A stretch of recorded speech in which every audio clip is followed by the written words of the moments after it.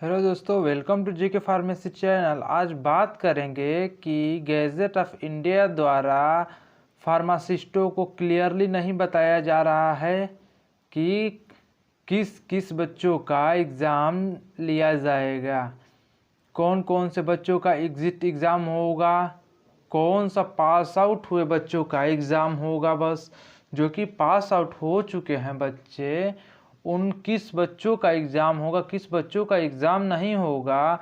जो कि मैं आप सभी दोस्तों को बता दूं कि पीसीआई के द्वारा सिर्फ सब्जेक्ट का नाम तो दिया गया है कि इस सब्जेक्ट से होगा, लेकिन ये नहीं बताया गया है कि कौन लड़के किस समय पास आउट हुए हैं, उन लड़कों का एग्ज़ाम होगा या नहीं होगा, फिर कब होगा।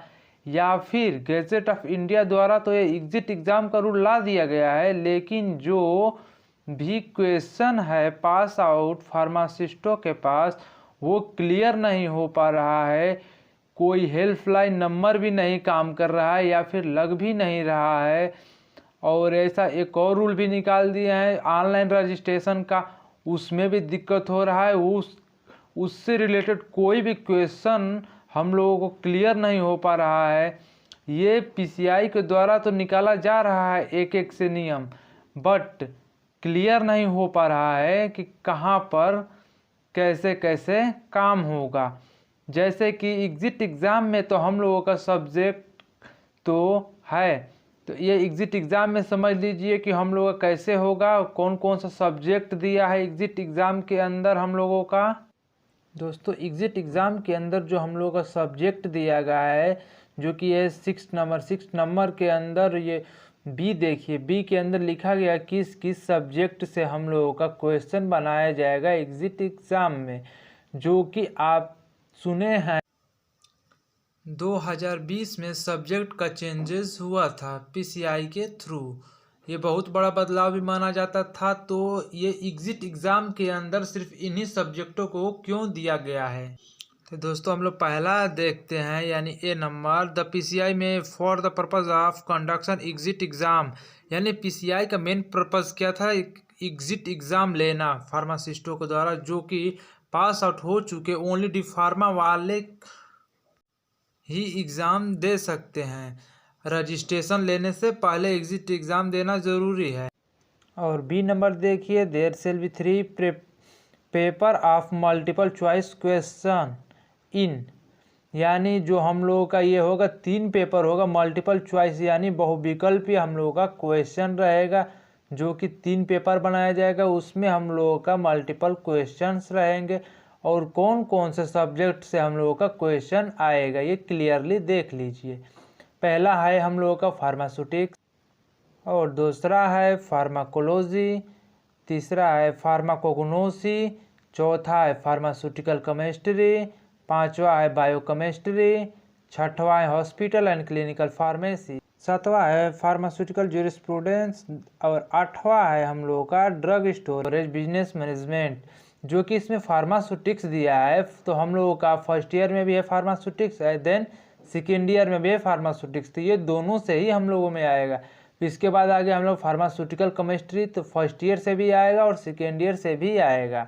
ठीक है दोस्तों, ये देखने के बाद हम लोग का, और इसमें लिखा है the language of examination shall be English, यानी इंग्लिश में ही ये एग्जिट एग्ज़ाम होगा। The test of each paper shall be of 3 hour duration, यानी जो ये पेपर होगा हम लोगों का पर पेपर, यानी 3 पेपर होगा, तीनों पेपर 3-3 घंटे का रहेगा। अब सी नंबर में है the candidate shall be declare having passed only if he obtain a minimum of 50% mark in each prepare separately. यानी हम लोगों को जो 3 पेपर होगा, तीनों पेपर में हम लोगों को 50% मार्क सेपरेटली, यानी मतलब साथ में तीनों पेपर का हम लोग को 50% लाना आवश्यक है। फिर डी नंबर में लिखा है a candidate shall have to pass all the paper 3 paper in the same attend.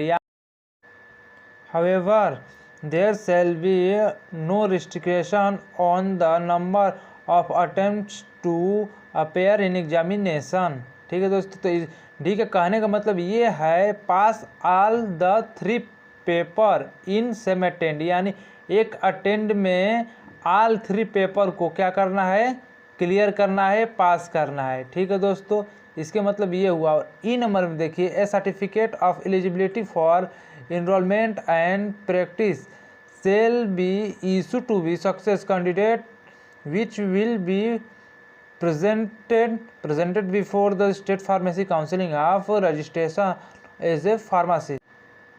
ये नंबर कहने का मतलब ये है कि हम लोग जब एग्जामिनेशन सब क्लियर हो जाने के बाद, हम लोगों का सक्सेस हो जाएगा, जब हम लोग पूरा पेपर देने के बाद हम लोग पास हो जाने के बाद हम लोगों का प्रेजेंट होगा क्या, स्टेट फार्मेसी में, जो हम लोगों का state pharmacy for registration as a pharmacist, और सब पेपर क्लियर होने के बाद हम लोग रजिस्टर्ड फार्मासिस्ट हो जाएंगे। तो पीसीआई के द्वारा ये एक बहुत बड़ी गलती है। कम से कम इसमें क्लियर तो बता देना चाहिए किन बच्चों को पेपर देना है, किन बच्चों को पेपर कब से कब तक पेपर दिया जाएगा। कोई न डेट है उस पर, न बताया गया है किस सन के बीच में बच्चों को पेपर देना है। और जो नया पेपर जो आया है, नया हम लोग को सब्जेक्ट जो चेंज किया गया था, उससे रिलेटेड भी कोई इसमें इंफॉर्मेशन नहीं है। तो यानी वो बच्चे क्या करेंगे, जो कि इस टाइम नेसेसिटी बहुत ज़रूरी था ध्यान देना, क्योंकि ऑनलाइन क्लास हुआ था। ऑनलाइन क्लास में बच्चे कितना पढ़ते हैं आप समझ सकते हैं।